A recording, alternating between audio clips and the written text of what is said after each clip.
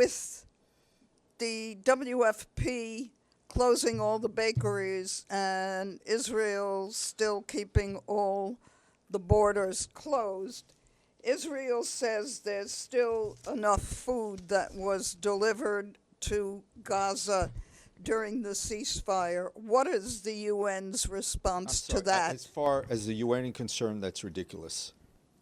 I mean, we are at the tail end of our supplies, of the UN, of the supplies that came in through the humanitarian route. WFP doesn't close its bakeries for fun. If there's no flour, if there's no cooking gas, the bakeries cannot open. Dezhi.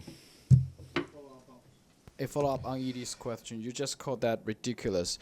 Kogat actually posted this, said that over 25,200 trucks entered Gaza during the 6 weeks ceasefire, and UN aid was less than 30% of the amount.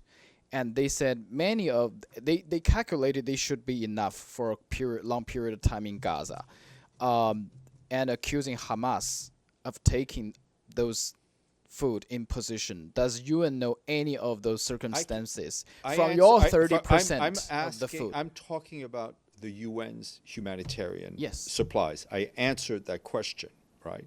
It is, I think what we saw during the ceasefire, when the parties were living up to their obligations as a ceasefire, we saw humanitarian aid flood Gaza, right? We saw markets come back to life. We saw prices going down. We saw hostages released. We saw Palestinian detainees released. We need to go back to that. Let me get down to this. Is this accusation of Hamas possessing the aid from UN NGOs are false?